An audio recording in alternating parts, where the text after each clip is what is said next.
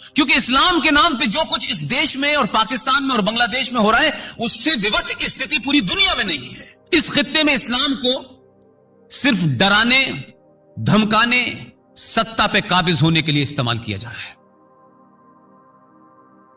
हजारों ऐसी प्रथाएं चल रही हैं जिनका इस्लाम से कोई मतलब नहीं है, जिसका कोई जिक्र नहीं है इस्लाम में। और हमने क्या किया है? हम सनातन संस्कृति के लोगों ने क्या किया है? हमने उनके उस झूठ में और स्वाहा कि मंदिर भगवान का घर है, मस्जिद अल्लाह का घर है। वो बेचारा मुसलमान कह रहा है अल्लाह का घर नहीं है, लेकिन आप खामखा कह रहे नहीं अल्लाह का घर है, क्योंकि आपको नैरेटिव क्रिएट करना है पॉलिटिक्स के लिए।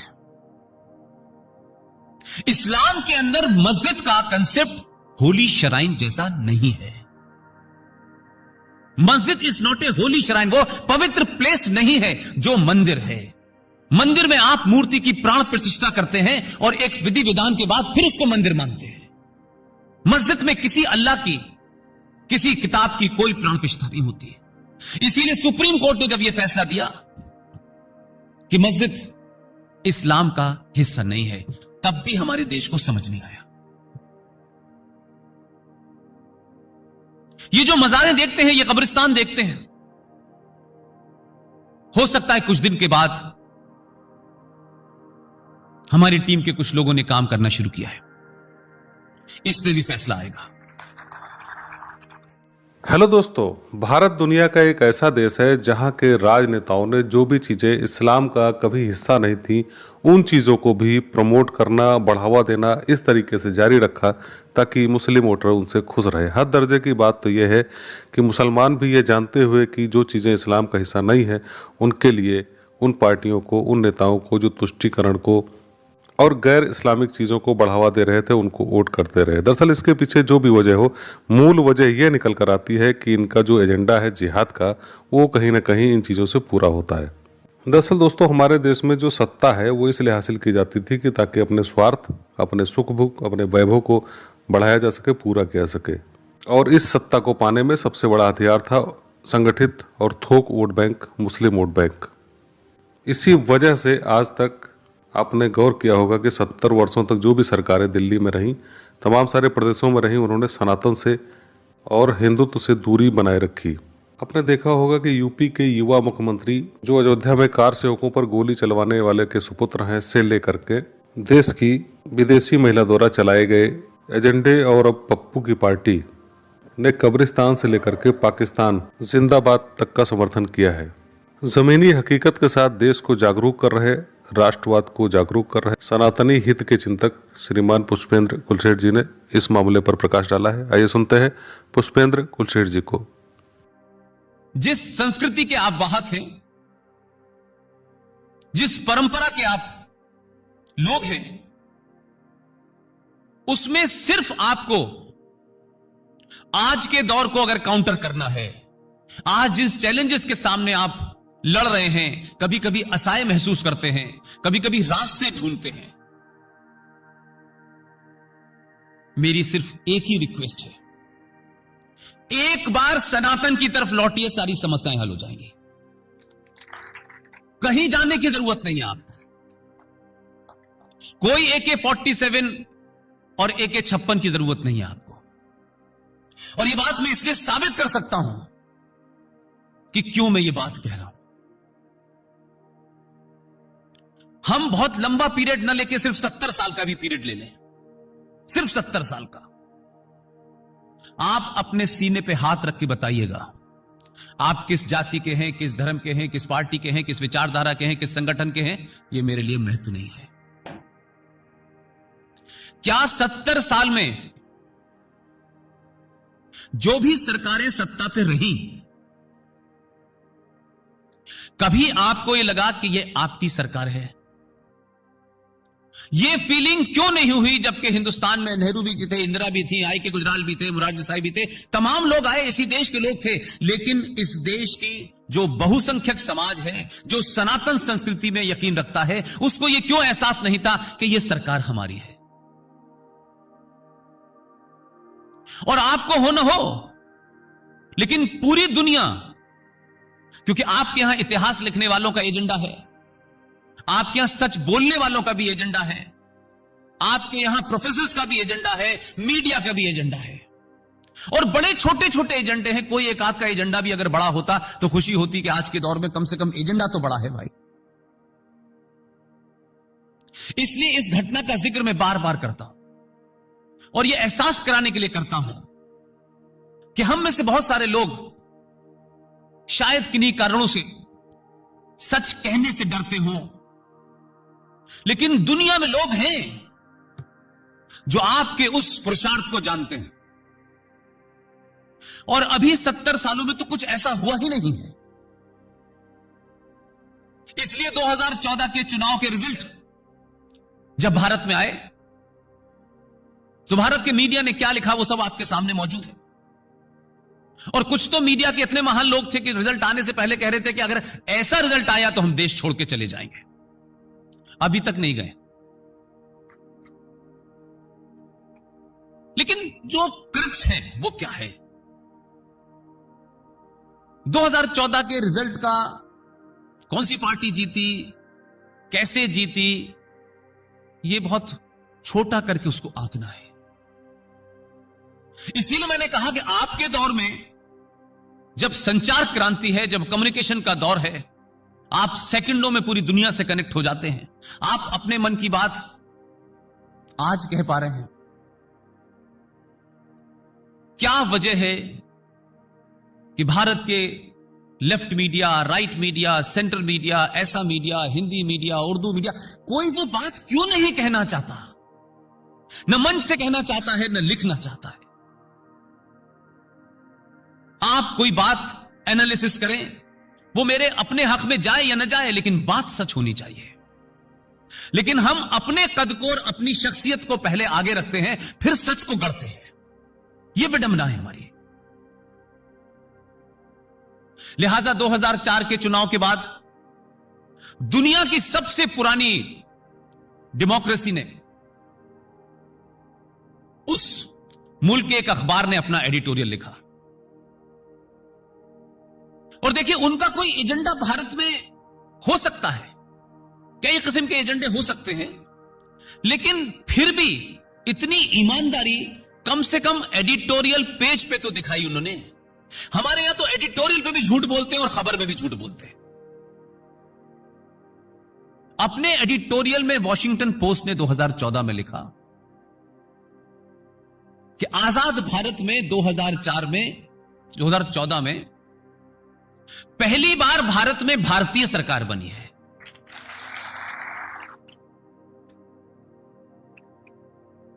तो क्या इससे पहले भारत के लोगों की सरकार नहीं थी?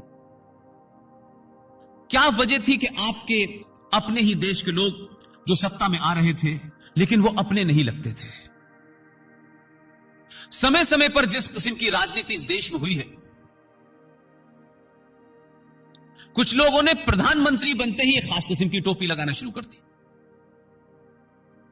उनके पास कम समय था, वो जल्दी में थे, तो उन्होंने टोपी नहीं लगाई, बल्कि एक गैर इस्लामिक काम किया।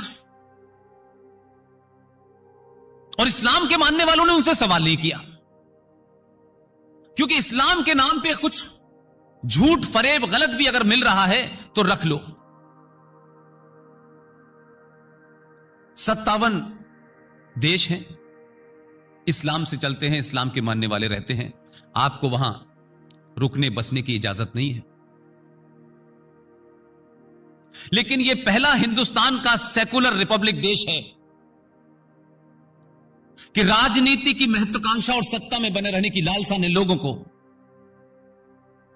मोहम्मद साहब के जन्मदिन भी मनाने के लिए छुट्टी घोषित करती है। मोहम्मद साहब किसी के पैगंबर हैं, उनकी शान में गुस्ताखी नहीं होनी चाहिए, लेकिन मोहम्मद साहब की ना तो कोई कब्र है, और मोहम्मद साहब अपने दौर में सारी बातें कह के गए हैं कि उनकी कोई तस्वीर, कोई उनकी मजार नहीं होगी, और आज भी नहीं।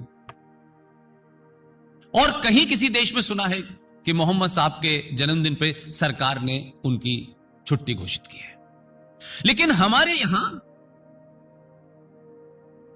किसी को खुश करने के लिए, दुख तो मेरा यह है कि इस देश में 30-35 करोड़ मुसलमान रहते हैं, कभी उन्होंने भी नहीं कहा कि यह गैर इस्लामिक काम है। ठीक है, आपको हमसे बड़ी हमदर्दी है, आप हमारे बच्चों को पढ़ाई के लिए ट्यूशन दे दें, कुछ कॉलेज बना दें, लेकिन ये मोहम्मद साहब की छुट्टी अगर आप करेंगे तो सबसे बड़ा सवाल यह खड़ा होगा कि मोहम्मद साहब की बर्थडे मनाएगा कौन? यह तो मुसलमानों को पूछना चाहिए था।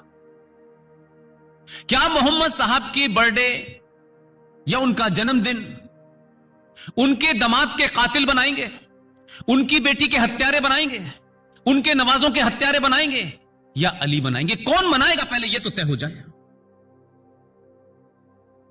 लेकिन छुट्टी का एक पॉलिटिकल मैनिफेस्टेशन है, वो छुट्टी करके चले गए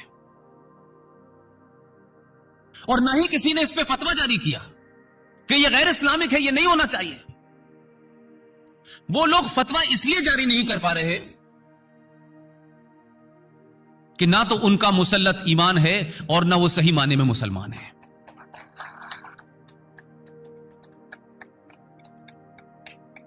क्योंकि इस्लाम के नाम पे जो कुछ इस देश में और पाकिस्तान में और बांग्लादेश में हो रहा है, उससे विवच की स्थिति पूरी दुनिया में नहीं है। इस खित्ते में इस्लाम को सिर्फ डराने, धमकाने, सत्ता पे काबिज होने के लिए इस्तेमाल किया जा रहा है। हजारों ऐसी प्रथाएं चल रही हैं जिनका इस्लाम से कोई मतलब नहीं है, जिसका कोई जिक्र नहीं है इस्लाम में। और हमने क्या किया है? हम सनातन संस्कृति के लोगों ने क्या किया? हमने उनके उस झूठ में और स्वाहा कि मंदिर भगवान का घर है, मस्जिद अल्लाह का घर है। वो बेचारा मुसलमान कह रहा है अल्लाह का घर नहीं है, लेकिन आप खामखा कह रहे नहीं अल्लाह का घर है, क्योंकि आपको नैरेटिव क्रिएट करना है पॉलिटिक्स के लिए। इस्लाम के अंदर मस्जिद का कंसेप्ट होली शराइन जैसा नहीं है। मस्जिद is not a Holi shrine, वो पवित्र प्लेस नहीं है जो मंदिर है। मंदिर में आप मूर्ति की प्राण प्रतिष्ठा करते हैं और एक विधि विधान के बाद फिर उसको मंदिर मानते हैं। मस्जिद में किसी अल्लाह की, किसी किताब की कोई प्राण प्रतिष्ठा नहीं होती है। इसीलिए सुप्रीम कोर्ट ने जब यह फैसला दिया कि मस्जिद इस्लाम का हिस्सा नहीं है, तब भी हमारे देश को समझ नहीं आया। ये जो मज़ारें देखते हैं, ये कब्रिस्तान देखते हैं, हो सकता है कुछ दिन के बाद हमारी टीम के कुछ लोगों ने काम करना शुरू किया है, इस पे भी फैसला आएगा।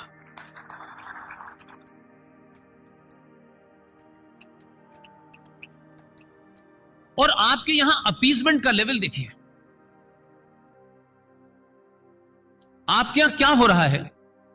कब्रिस्तान तो आप सब जानते हैं। उत्तर प्रदेश में एक मुख्यमंत्री थे, अब नहीं है। कमाल के थे साहब। उनके साथ में मेरी यूनिवर्सिटी के एक सीनियर हैं, आजकल परेशानी में है, रामपुर में तकलीफ में है काफी। वो 24 घंटे मुसलमानों के बारे में समझाते हैं। उत्तर प्रदेश में एक योजना आई और यह कहा गया कि जो कब्रिस्तान है उनकी बाउंड्री वॉल बनाने के लिए 400 करोड़ रुपया दिया जाएगा। मेरा पहला भाषण था और मैं आजमगढ़ में था। लोग नॉर्मल तरीके से सोचते हैं, मैं थोड़ा एबनॉर्मल तरीके से सोचता हूं। मैंने कहा मुलायम सिंह जी, बड़ी खुशी है कि आपने 400 करोड़ रुपया कब्रिस्तान की बाउंड्री बनाने के लिए दिया है। मेरा सजेशन है कि अगर बाउंड्री न बनानी पड़े तो पैसा भी बचेगा। तो मैंने उस वक्त पूछा कि क्या मुझे बताएं कि जो लोग कब्रिस्तान में सो रहे हैं वो सड़क पे आ नहीं सकते और सड़क बांधने की, उधर जाने की कोई ख्वाहिश नहीं है, तो ये बाउंड्री वॉल पे पैसा क्यों खर्च हो रहा है? तो 400 करोड़ रुपए का कुछ और काम करते। लेकिन ये पॉलिटिकल एजेंडे का हिस्सा बन चुका है, डेमोग्राफी चेंज करने का एक हिस्सा बन चुका है। जमीनों को लेने का एक हिस्सा बन चुका है। जरा कोई बात होगी इस्लाम खतरे में है, ऐसा लगता है कि हिंदुस्तान के मुसलमान ही इस्लाम की ठेकेदारी लिए हुए हैं, वो बेचारे मक्का मदीने में तो बेकार लोग हैं।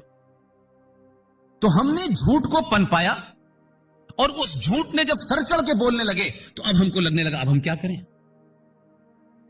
लिहाजा जो सच बातें आपको जाननी चाहिए थी, जो किताब आपको पढ़नी चाहिए थी, वो हमने पढ़ना छोड़ दिया।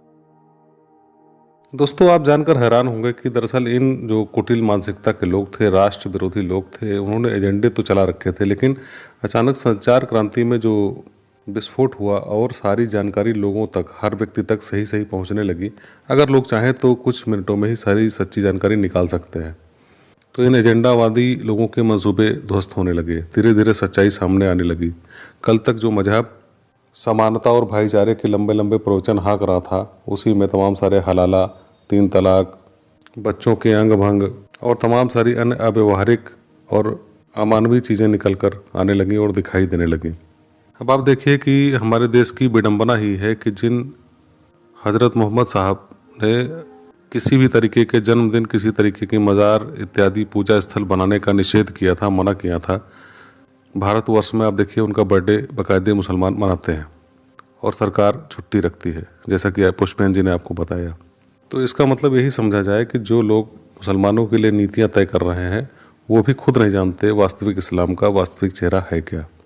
वो सिर्फ मुल्ला को खुश करने के लिए, ताकि थोक वोट बैंक उनको मिलता रहे, अव्यवहारिक इस्लाम को लागू करने में सहयोग करते हैं। अगर आपको ये देखना हो कि कैसे लोगों को भ्रमित किया जाता है, तो भारत से अच्छा देश आपको नहीं मिल सकता है, जहाँ 1-2 नहीं 70 वर्षों तक सच्चाई से लोगों को विमुख रखा गया। उसके लिए ये ऐसा है नहीं कि सारे खाली सत्ता प्राप्त करने वाले तत्व या शासन करने वाले तत्व ही जिम्मेदार हैं। हमारा समाज भी, हमारा सनातन समाज भी कहीं ना कहीं जिम्मेदार है, क्योंकि जिन लोगों की जिम्मेदारी थी, जो लोग इसके मठाधीश थे, जो लोग इसके जिम्मेदार थे, उन्होंने अभी अपनी जिम्मेदारी नहीं निभाई। आपने देखा कि पाल घर में किस तरीके से साधु संतों को पीट पीट कर मार डाला गया था। साधु संतों की सेवा में अपना सर्वस्व न्यौछावर कर देने वाला समाज और लोग अचानक क्यों इतने बदल गए हैं? यह एक दिन में नहीं हुआ है, लंबे समय से इनका ब्रेन वॉश किया जा रहा है। इनको बताया जा रहा है कि आपको ऐसा बनाए रखने में, इस स्थिति में रखने में, इस अवस्था में रखने में इस सनातन समाज का ही दोष है। आप पर रीति रिवाजों को, परंपराओं को थोपा गया है, आपको बंधक बनाया गया है। जबकि वास्तविकता की जांच करेंगे तो आप पाएंगे कि बड़ी संख्या में साधु संत भी निचली जातियों से या दलित जातियों से भी आते हैं और उनका लोग हर वर्ग के लोग सम्मान करते हैं। आपको अगर विश्वास नहीं है तो कुंभ जाकर के आप देख सकते हैं कि बड़ी संख्या में दलित संतों की चरण रज उच्च वर्ग के लोग प्राप्त करके गर्व महसूस करते हैं। दोस्तों, सनातनियों को अपने वास्तविक स्वरूप में आना ही होगा, अपने वास्तविक स्वरूप को पहचानना ही होगा, ताकि पहले हम अपने समाज को, अपने लोगों को जागृत कर सकें, संगठित कर सकें और सशक्त कर सकें। आपने पुष्पेंद्र कुलशेठ जी को सुना, आप उनके विचारों से सहमत हैं तो इस वीडियो को कम से कम 5 लोगों तक ज़रूर पहुंचाइएगा, और किसी के लिए नहीं, माँ भारती के लिए, राष्ट्र के लिए और सनातन के लिए। फिर मिलेंगे अगले अंक में, तब तक के लिए जय हिंद, जय भारत, वंदे मातरम।